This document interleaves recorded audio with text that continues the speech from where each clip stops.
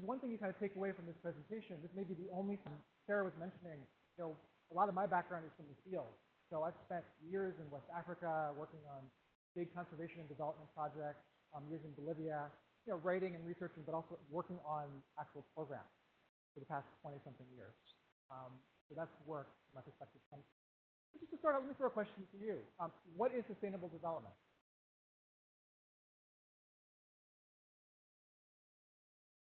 Not everyone all at once. Yeah. Okay. That's in the long term. Anyone want to add to that? Yeah.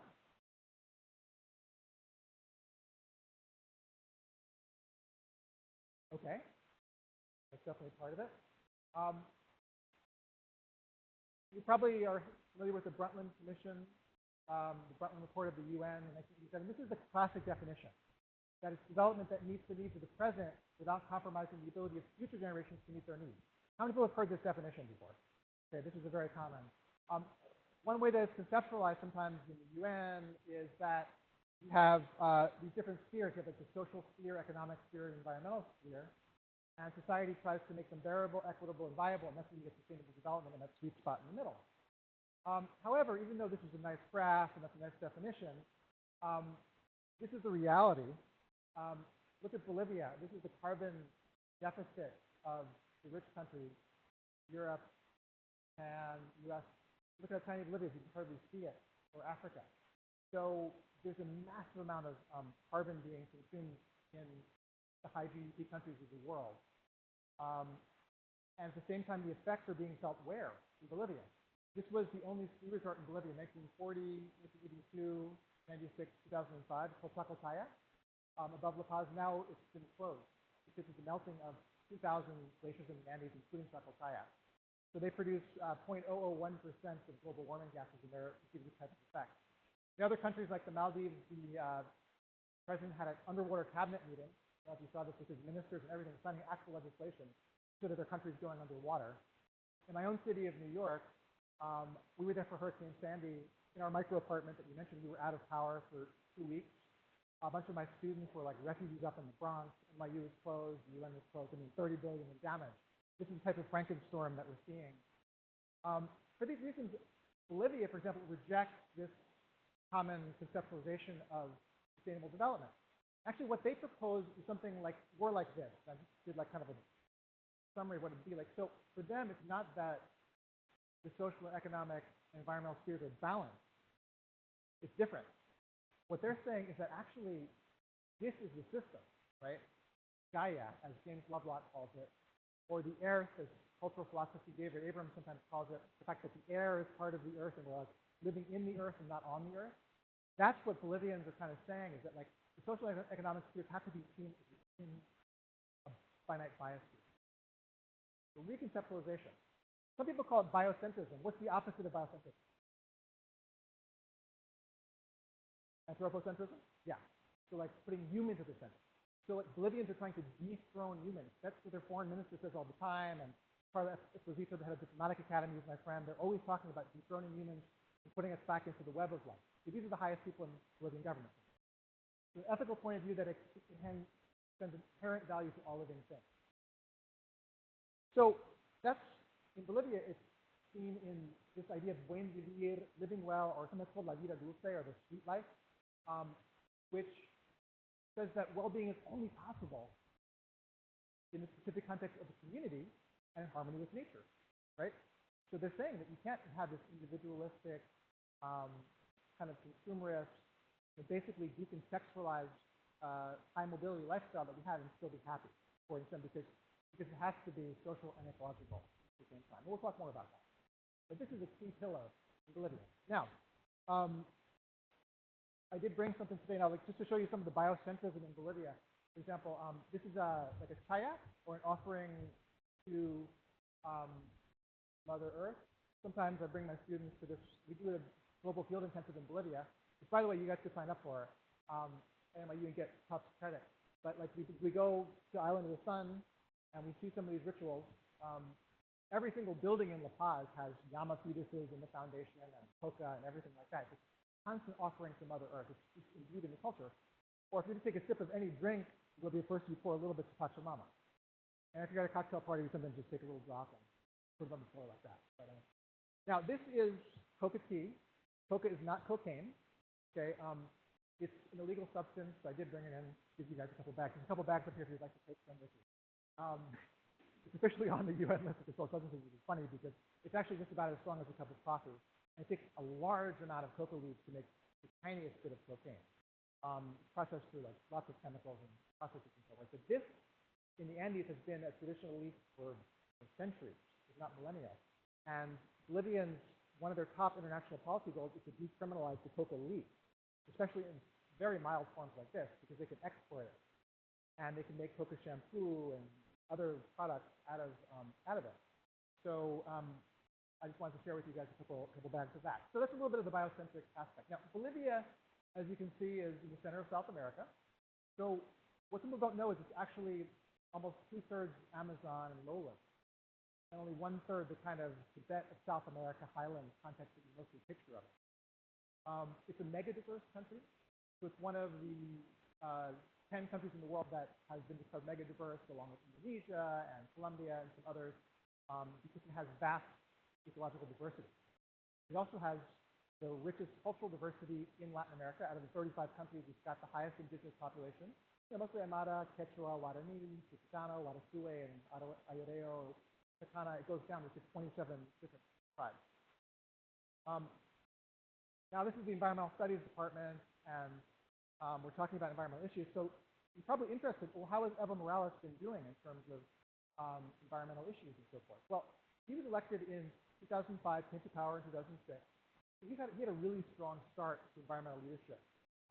He was elected on a buen vivir or vivir bien platform. It's interesting. He was challenging the conventional development model, and he promoted important legislation. So what's some of the legislation and what are some of the progressive policies? The MAS, by the way, is the movement towards socialism. That's Morales' party. Okay, and they've been in power for 10 years, and he's going to be in power till 2020 when he can't run again. So they passed a new constitution, which actually makes a strong gesture towards this idea of buen vivir. And they declared rights of Mother Earth in the constitution. We'll get to that. Nationalization projects. So they nationalized, for example, the petroleum industry, and they tripled revenue from the oil companies. They were getting only 18%. They tripled it to over 50%, which had huge impact on redistribution policies. They also had like all of civil society supporting them first. All the mining cooperatives and the unions and everything were supporting them, and then massive redistribution. Just so you know, the rights of Mother Earth, maybe could you just read that first line there, Mother Earth? Okay, so just Mother Earth and all beings of which she is composed. What does that sound like? Biocentrism, exactly. So it's a biocentric right in the Constitution. And then these are the different rights, including the right to be free from contamination, pollution, and toxic and reactive waste. It's early days for this, but once this gets advanced, we'll be able to sue companies for violating the rights of Mother Earth. Ecuador has a similar policy, and Bolivia's been pushing in the UN. They did get Mother Earth Day declared, and now they're pushing to get this type of legislation. So at the same time, what's really fascinating. Just quick graph, okay, in Spanish. Look what happened to extreme poverty in Bolivia since Morales came to power in 2006. It went from 45% to 18%, or actually 38% to 18%. So he halved extreme poverty by redistributing the petroleum and other revenue. Look at this fiscal policy. Bolivia has the highest capital reserves of any country in Latin America, and higher per capita than China. They tripled the minimum wage from when he came into power in 2005 to today. Tripled. Unemployment has dropped to the lowest unemployment in Latin America, 4%. And by the way, GDP has been the second highest GDP in Latin America for 3 years running out of 35 countries. So this is what's kind of happening. And this is the ironic, interesting part of it, that there are several gaps between discourse and reality, actually because of all this growth, right? So we've seen since that strong beginning policies favorable to private capitalist and transnational interests, and expansion of extractivism, and even like big tax breaks for mining corporations that have pushed it through. For example, look at these new highways that are going in all through the Amazon. You see major highways connecting kind of urban areas with remote areas that are close to Brazil. And this is what those highways could lead to, unfortunately, because once it gets going, I'm sorry this is not a clearer image here, but you can see that this is Bolivia, that's Brazil, Brazil, Bolivia, Brazil, Bolivia, Brazil, Bolivia. What do you notice about the Brazilian side of the border anywhere you look? Kind of obvious, right? And so once those highways come in, the big kind of Mennonite communities and Brazilian and ADM, RCM in the Midlands has a big presence. The U.S. Company can just get into those areas. The highways can cause a similar effect. The second gap between these coastal practices has been there's been actually a repression of an indigenous march across the Amazon to stop a highway that was supposed to cross the Tiffany's protected area, an indigenous reserve. Can you imagine that Morales is indigenous? Was actually fragmenting civil society and wanting this big highway. And finally, there's been unlikely kind of solidarities with the new indigenous bourgeoisie, which is they build these big cholets, they're called. They're like chalets, and cholets, like a pun. Huge like mansions in El Alto. They're aligned with right-wing political parties, the types of forces that are happening. Okay? So just quickly, why do you think this? Anyone want to hazard a guess? Why do you think there's this gap between discourse and fact? What's one theory? Money? Okay. Summarizing it in one word. What else could it be?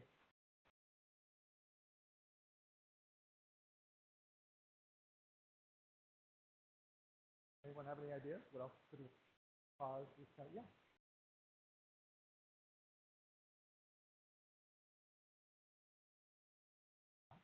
Transfer of knowledge, poor communication, like for example, what would be an example of that?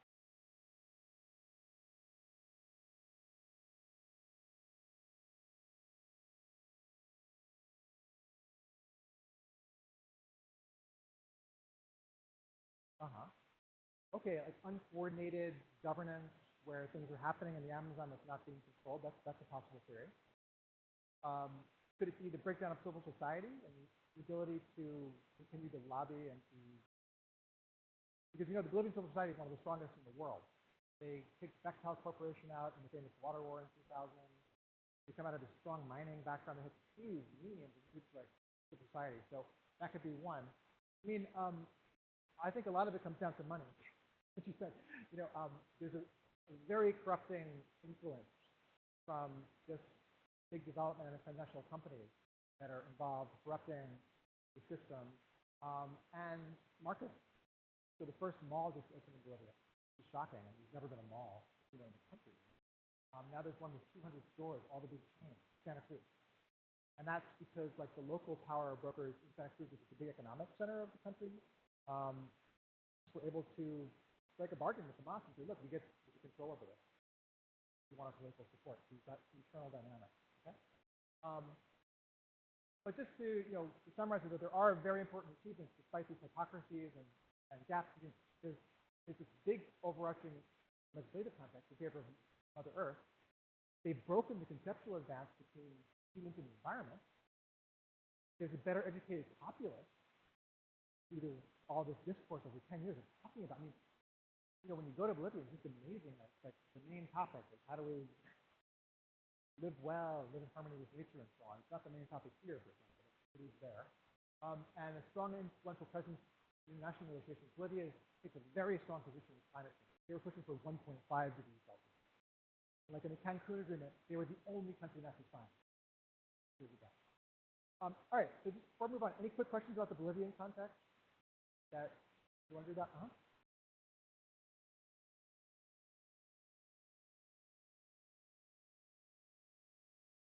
I mean, like, for example, the Tiffany's Highway, that the one there, that's Brazil, Brazilian investment.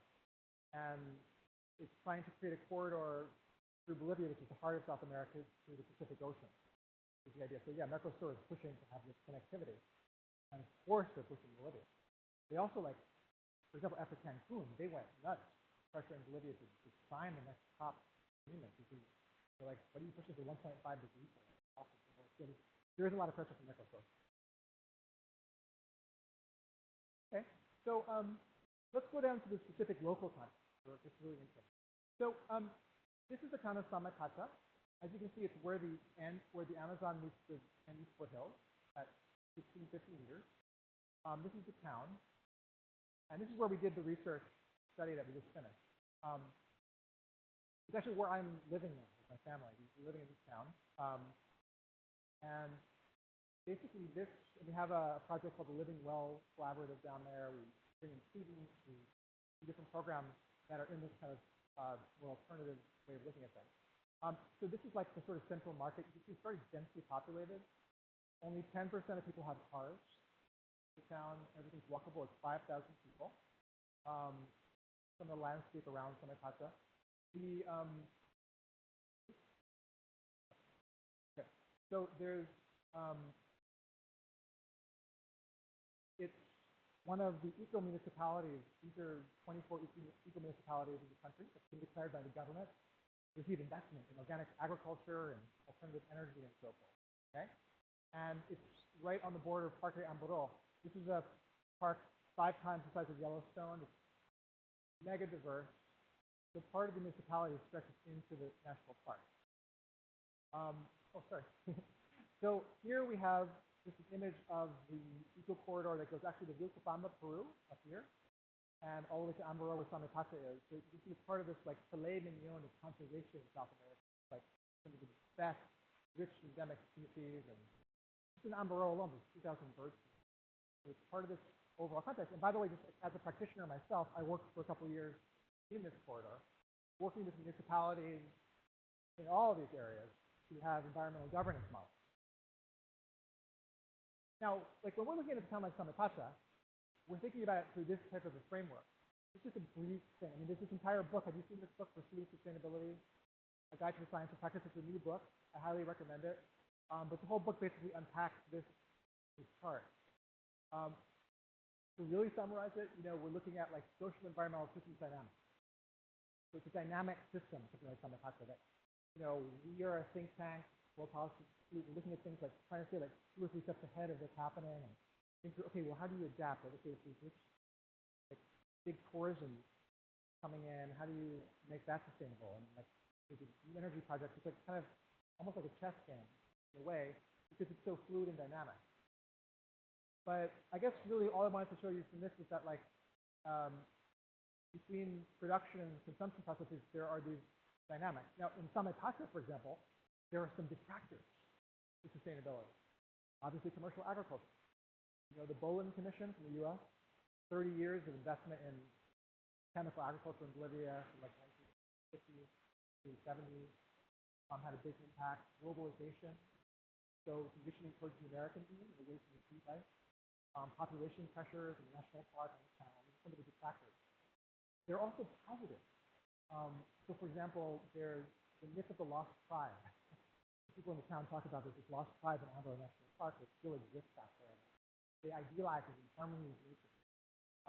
There's the solstice. You can't really see the photo, but on June 21st, which is the winter solstice, everyone puts their palms up to the sun.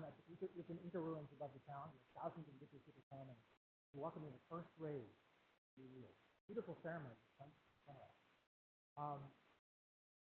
There's also like a culture of enough in terms of housing. Like, for example, people will pass their houses down. No one makes any improvements to their house. It's like always the same. It's the same photo on the wall. It's in everything. It's like there's not that idea of like better, more is better at all. And ambition, well, I mean, unless you consider a 3-hour siesta ambitious, there's not a lot of like this sort of like rushing to get things done. I mean, I remember hearing like when business leaders say like urgency, like we don't have that. We don't have urgency. And then there's also the transition movement. How many people have heard of the transition town movement globally? Anyone? It's you. Okay, well, that's an amazing global movement. You go to transition.org, and what it is 1,600 transition towns and streets around the world in 45 countries. And what they're doing is like putting you in a network of people looking at local economies and how to achieve, local sourcing of everything, local organic agriculture, and so on. So Samipata is like a transition town. And so you can see there's the Samipata Transition, it's like the different aspects of it, the market, the free market, lots of municipalities. So like 2 years ago, transition really started to push for this stuff in Samipata.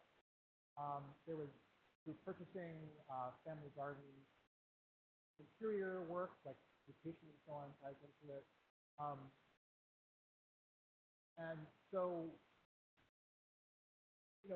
that whole process had an interesting phenomenon where it led to like a lot of the transition people getting elected to municipal government. With the MAS, the Socialist Party, won for the first time from the Samipata, and they put like one of the main transition people as the deputy mayor, and the head of planning is the good transition woman, Mariaka. Like there's this internal energy around it in the municipality. So transition just has become part of local government. One quick theoretical thing that's very important to know.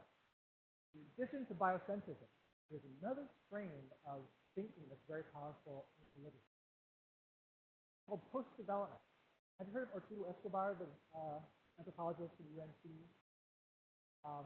wrote a book called Encountering Development, which, and he's one of the kind of fathers of this idea of post-development, which arose in the 80s as a response to development project theory, which justifies it. It's almost like Harry S. Truman's speech in 1948, where he said, like, the old imperialism is over, and the old colonialism is over. The new colonialism is bringing the rest of the world into development. Okay? And that was the first time the underdeveloped world was coined. It was never even a concept. It's a Western concept.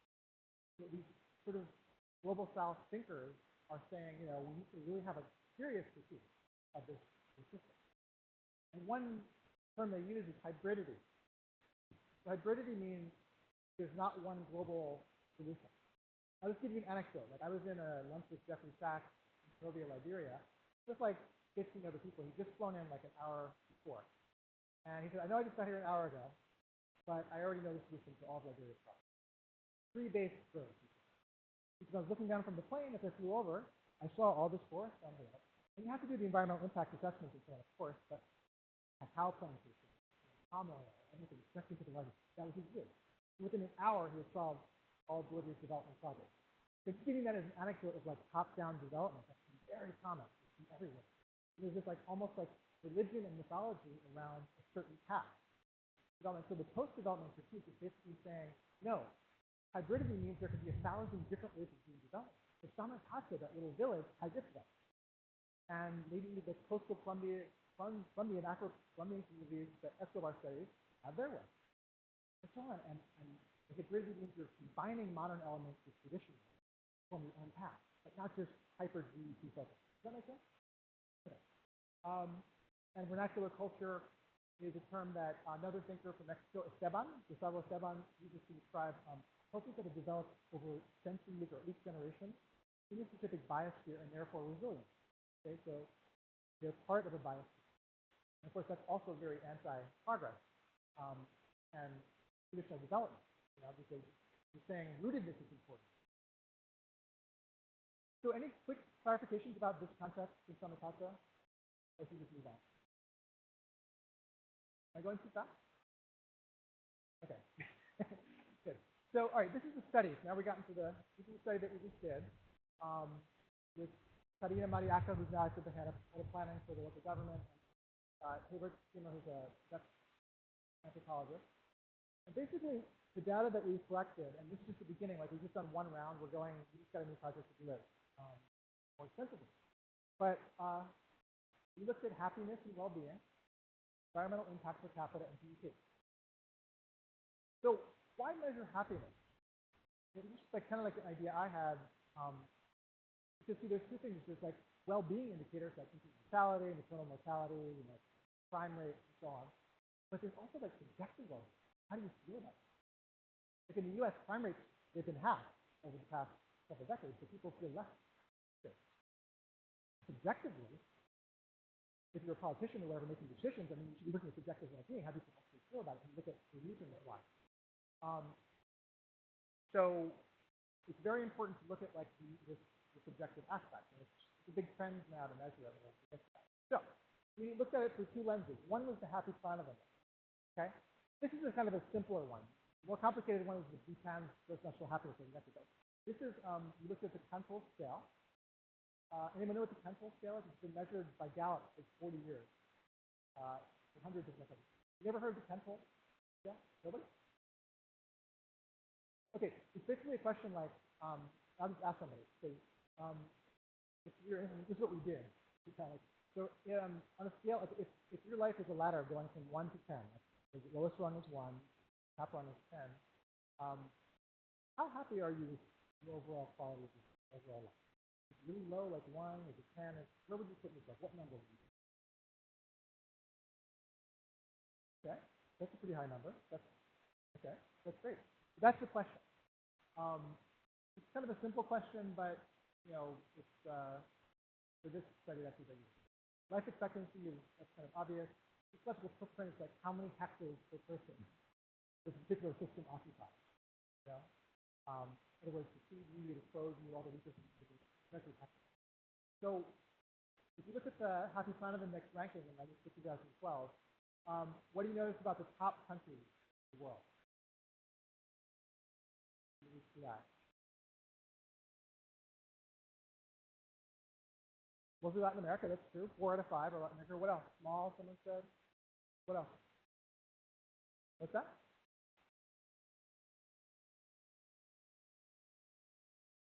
I know it's in Spanish. Yeah, they're not, okay, yeah, they're not for rich Western countries, right? And Costa Rica may have a higher GDP than a lot of Latin American countries. Vietnam is going up, but yeah, I mean, it's like middle GDP or like middle to low. The United States is 105, partially because the ecological footprint is still out of balance. That affects it highly. Bolivia is actually 64, which seems really low as the country, but you have to remember that out of its 10 million people, a lot of them have been forced because of neoliberal policies pushed by the U.S. to leave their farms, move to the slums of El Alto, work in terrible conditions in factories and stuff. They've been forced to work in the mines, so forth, where lifespan goes down. So see that the lifespan in Bolivia is 66 on average because of these globalization phenomena. So when we did the study in Samicata, this is what we found. Basically, we have Samicata came out basically towards the top in this Cantal scale compared to other countries. And by the way, we can't compare yet to specific towns the same size because there's no data. We're just kind of comparing to the average of other countries. So the village context size comparison. Life expectancy is almost 76. In the U.S. is 70. It's almost U.S. life expectancy. And speaking of life expectancy, ecological footprint is 0.98, so about 1 hectare per square. So if you do that data, Samicata comes out higher than any country in the world. This village context is yeah.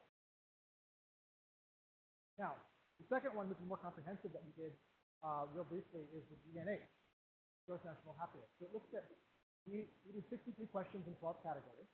These are the categories. If you want to do it yourself, go to happycount.org, and you can, in 15 minutes, answer all the questions and spits out how you compare to the average American. So the person who said they were 8 on the Cantal scale is probably going to be pretty happy. But it looks at all those things, all those factors. So GDP in Samicata is 3,000. Okay. U.S. GDP is almost 60,000. It's 17 times the GDP of the U.S. It took us a long time to do this. We did measure the exact carbon footprint of the Samicata system. We used the best company in Latin America that measures like CISO and Food Service or something like that. And they said that Samicata is 0.99 per person, as opposed to 17. So carbon footprint is 17 times higher in the U.S. Okay, so if you add it all up, you compare the average, half the counts is the average American. It's like 60,000 surveys. To the ones we did, with like a 5% margin. The average 10-year beats the U.S. in 10 out of 12 categories, and 14% better off than the U.S. This is done like in great detail. The study's being translated right now, and I can send it out to you if you put me in on the sign-up sheet. But isn't that amazing? But like all these years have done, like 200 years of this kind of like growth model, yet we're still finding higher subjective well-being. That can come post-development theories like really. All right, so before we get to the discussion, just 3 quick conclusions. There's more, but the one conclusion of all this is it is possible to achieve high levels of well-being with low environmental impact and low GDP. I'm not saying that we have a sample of 20 of those, but it is possible because in this one village that was done, it's achieved a Happy Planet ranking higher than any other country as an aggregate. In the happiness questionnaire, that's the NIH, the US. We don't have data for this. At very low GDP and very low carbon footprint. Okay. The second conclusion is revillaging. You've heard of revillaging? It's the counterpoint. What's the dominant trend in the world? Could be right, urbanization. So the opposite of urbanization is ruralization. So that's Spanish sometimes. But revillaging is what is called in academic circles. But the idea that because it's getting cheaper to live in towns, like my family's in we live in Southern California at this point, although we straddle a little bit. But there are lots of people doing this. They're looking for the lower cost of living, or 3D fabric, closer to nature. All of those facts. So that there's this reverse trend. And the policy implication is that city governments be actually encouraging that. It shows higher levels of well-being and happiness and the environmental impact. Like Iran is one of the one countries doing this. Iran is actually putting high-speed internet in the villages. They're trying to get people back for their own reasons. They think it's a better way to support their living. So I'm not just seeing international countries, but just from an environmental point of view, there's no doubt that this should be a policy tool. So instead of China, which is sending 300 million people now from villages to cities, you know this? You see this in your times? Like there are actually 300 million people, population of the U.S. And they're saying directly it's because we need to create an internal market in China. We can't just depend upon exports, etc. And so we need to have them watching TV in apartments, learning what to consume and consuming, instead of living in a village where they don't want to buy and where they're producing all their own food. Interesting. So this type of research shows that there's another way. And finally, I would suggest that the results show that global South frameworks, as Wayne reviewed, actually do offer functional alternatives. So big aid, the kind of idea that everything's about GDP growth, coming into a common world market, and kind of Jeffrey Sachs example I gave, that ignores cultural and political factors and so on. Actually, well, guess what? There's Escobar's idea of fraternity, with the Sevans and natural cultural ideas, and all these sets of ideas out of the global South that actually could be functional alternatives. Maybe that's the only one. And some Andean scholars are saying, okay, well, yeah, we'll take the best parts of the liberal, democratic, capitalist model, but we'll blend in more of this utilitarian, socialism, and kind of ideas we have here, we'll find something together. Sort of the one-stop shopping model. That's it, and I'm very happy to answer any questions you have. Thank you very much.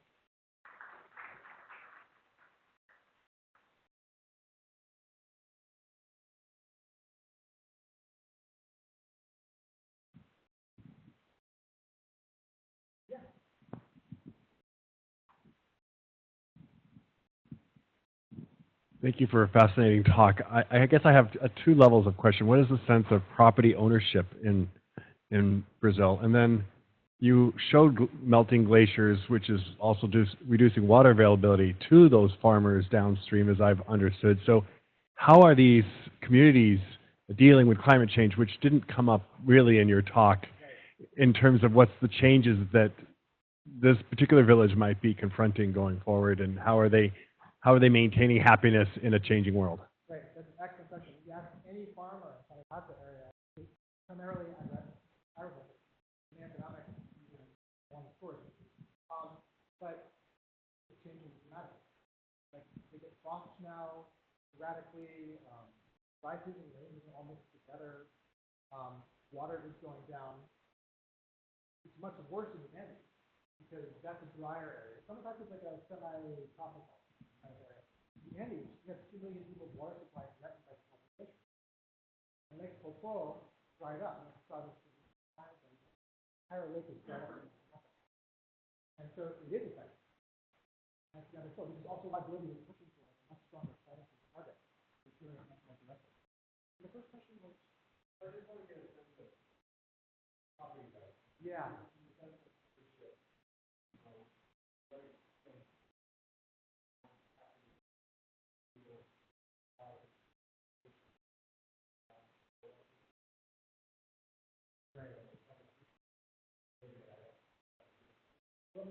It varies throughout the country. So east of the country where the 53 land reform never made to the Amazon. And so Britain had one of the most expensive land reforms in Latin America. And all the big haciendas in the west were broken up, distributed, and had private ownership areas. East is still a huge hacienda. The ones that are completely unused, the Mas have been sometimes taking that land away.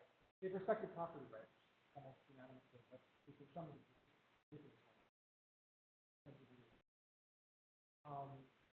so in Samacata, in this area, Che Guevara, like, he was killed right in Samacata in 1968. Tried to launch the Latin American Revolution. Well, they picked the wrong side of the country because they had millions of radicalized peasants up in the Andes. So they came to the Samacata area where basically everyone had their own land, they do themselves. It's also, I think, part of the happiness data and so it comes out of that. Because everyone does have their own land and their own way of surviving.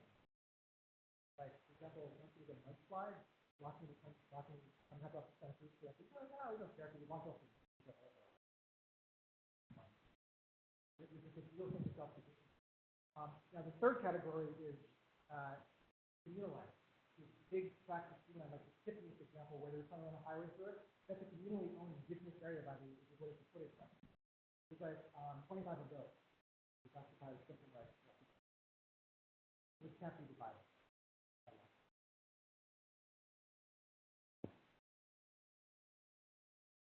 Thank you.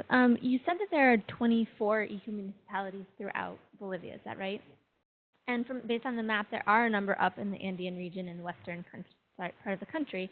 And also touching on Colin's question about ownership and inheritance, in the research that I'm doing in western Bolivia, there's a lot of conversation about fragmentation through inheritance. And that's very difficult for the agricultural producers then to continue producing at a scale that allows them into the market, for example.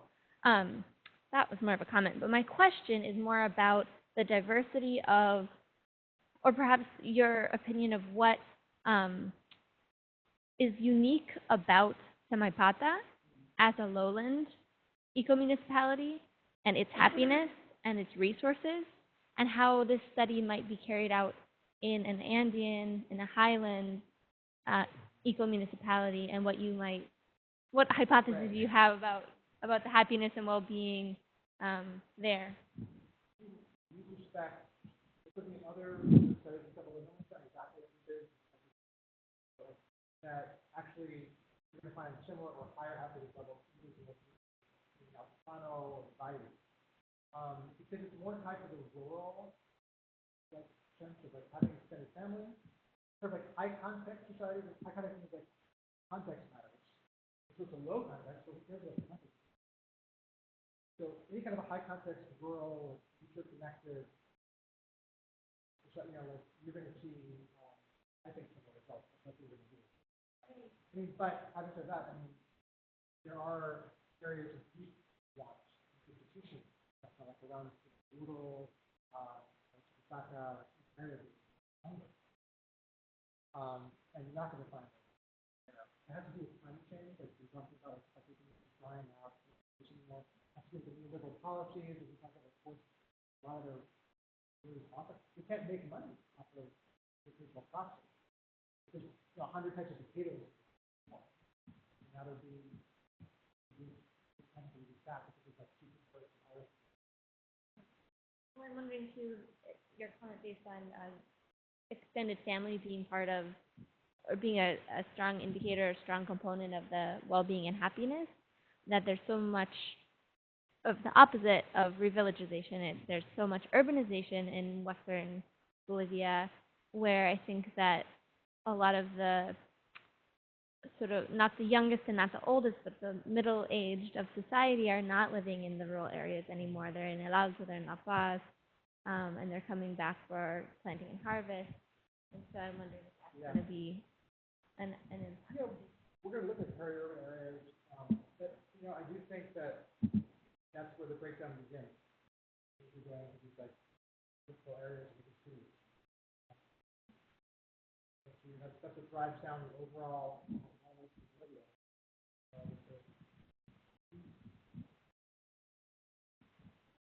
Maybe people can hear without the microphone, perhaps. For the people online. Oh, okay. You mentioned at the end about taking the best parts of like Western liberal capital society and applying them to these small rural eco-villages. What are there ways, and if so, like what are they, of taking the best parts of this rural eco-society and applying it to a very urbanized country such as the United States? Right. How do you transfer some of these lessons to the United States into more? I mean, you know, in some ways, that's kind of what I was wrestling with. I'd actually spent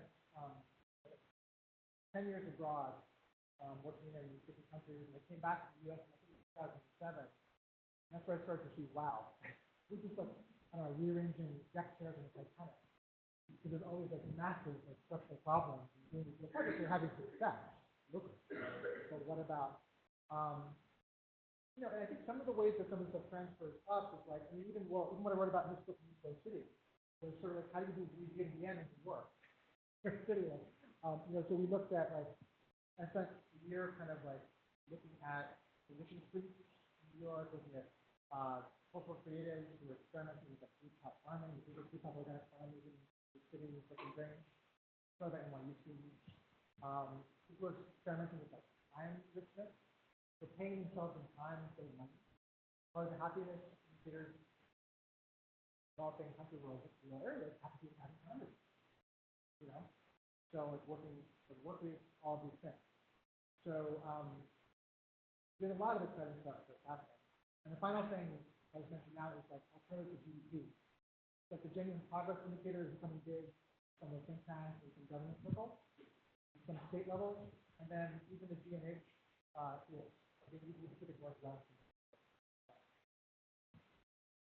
Actually, I had a similar question, and I was wondering, because it seems that it has to do a lot with culture as well, and you can use policy to change some things, but how do you change from an individualistic kind of culture to a more community-oriented kind of culture?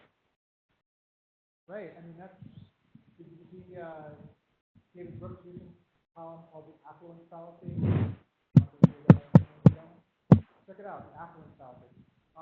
Basically saying that like at every level of GDP, from the like 1930s on, the U.S. is taking more individuals, bigger houses, more cars, more air conditioning for the bigger TVs, everything OEC. But it's saying that the millennials are actually like starting to turn against that. There's these books that come out. One book, I think the title is there's no such thing as institutional care. This is care. It's practically given. It's love. So a lot of us are living with cooperative housing in New York, trying to find ways to have physician streets where they're trying to neighbors more, and even the whole market thing that needs to be involved with. So all of this is part of that cultural shift away from just like anonymous individuality towards more community. My question is more about revillaging. How do you think that could be viable for areas that have very high population? How could that work? Because the tendency in rural areas, I think, is that people tend to occupy more space, more area of land, and it's less people. So how do you think that could work? For instance, like for China. Yeah. What is, as a caveat, say that urbanization isn't always bad. In the sense that like, the average New Yorker has 1/3 the carbon footprint of the average Canadian London because of economies of scale, car. Our apartment is treated by the apartments next to it because of the heat density. That's positive. And a lot of the whole idea that green cities is bringing more of a sense of that. Great images, and I to say that it's how to live more in a green urban environment. That would be positive. So revillaging is not this. So right now it is not even slightest. It's not anything. These are just trying to put it in the radar to say, we're supposed to have 10% of people living in villages, or 20%, some percent, have subsidies around that. At the same time that we're doing green cities and everything else. Or at least disincentivize the train of people from the area. So like in the higher urban areas we're talking about, maybe it's not possible.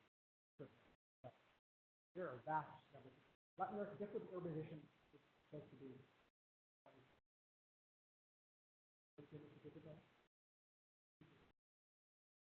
So we're saying at least, but at least part of the packages. We're getting towards the end, or do you have a couple of questions?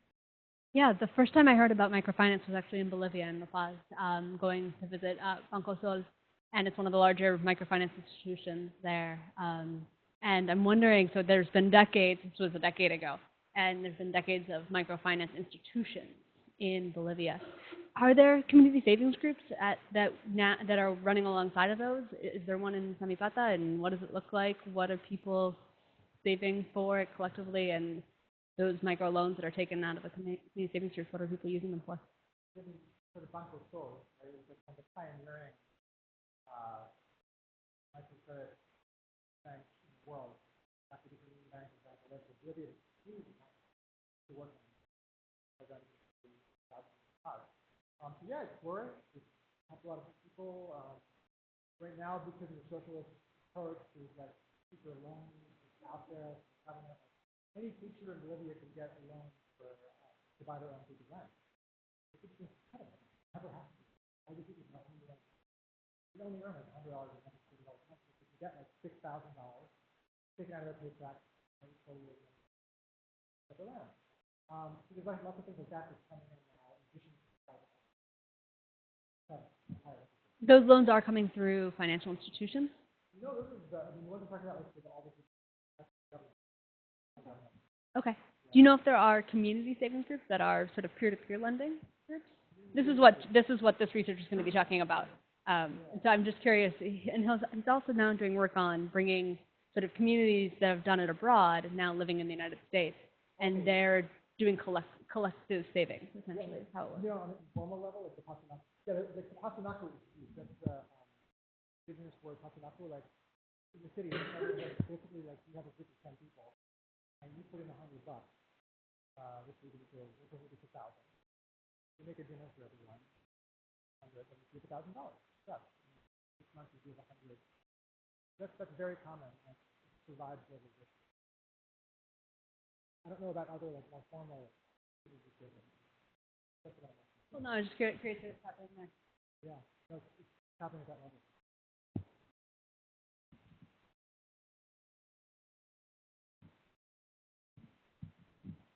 A wonderful talk. Thank you very much. Sure. Can you tell us how you got involved in this area, and for any students who are interested in getting involved in any of the wonderful things you talked about, where you would direct them or send them? Well, I got involved after grad school late 90s by taking a job in Liberia in West Africa, working as an aid worker with Catholic Relief Services. It's not religious, it's a secular NGO. And basically, you know, I went from there to Bolivia, also working with CRF, the credit program, big aid, big food pipeline, transit agriculture, and so forth. And then I started working for a local NGO in Bolivia. Had this world's biggest carbon ranch, two red prototypes, the Amazon, so forth. And then I started getting into like sort of writing a lot. I writing books, I've been blending more like consultancies now. And maybe every once in a while with mostly the things I'm writing. So that's kind of how I got into it. And if anybody's interested, we do have internships at the World Health Institute. We accept volunteers in our project in Bolivia. In fact, I have 2 people right now that are kind of project, and just get in touch with me or I have a final question, and to wrap it up, can you speak about your own personal experience living the buen vivir in the city? Living one in the city. Well, yeah. I mean, the thing is, it was fascinating because what we did was, after all this sort of influence of Bolivia and other parts of the world, we decided, we don't really need our big townhouse in Queens, which was like almost 2,000 square feet, like 4 bedrooms and stuff. So my wife and I said, forget it. We sold all of our stuff, well, 80% of our stuff, at a garage sale and gave it away. And we moved into an apartment that was 1/5 the size of our house, 340 square feet. It's one of these apartments, as they call them, little pods. And it was fascinating. It was just like the power of shedding stuff and living more simply. You just have less. It took 8 minutes to clean our apartments. And this is what I talk about in New Slow City, and just how you live outside your apartment more, like the rooftop. We call it tar beach or roof. We're always on the roof, watching the pigeons sledge across on the window sills and so forth. And just like a different lifestyle, that's minimalism and in time richness. I also scaled back to what became a 4-day work week, basically. To have 3-day weekends. What does that do? Oh, it opens up your mind. There's more out there than just like work and capitalist pursuits and so forth. And you just find this whole other segment of Boston or of New York that's a slower kind of a segment that you start to relate to. And I think that's where like the real cultural change comes from. Because like what I've learned from Bolivia and all these years working abroad is like it's not always going to come from the elites and from the politicians, or certainly not from this type of an election that we're having in the U.S., which the media insists that we watch it all the time and so forth. But it's coming from like Paul Hawkins, 1,000 different or 2 million different cells of resistance. There's the women's cooperatives, the unions, the like local groups, farmers and so forth that are coming together. And that's where the change is going to happen long term.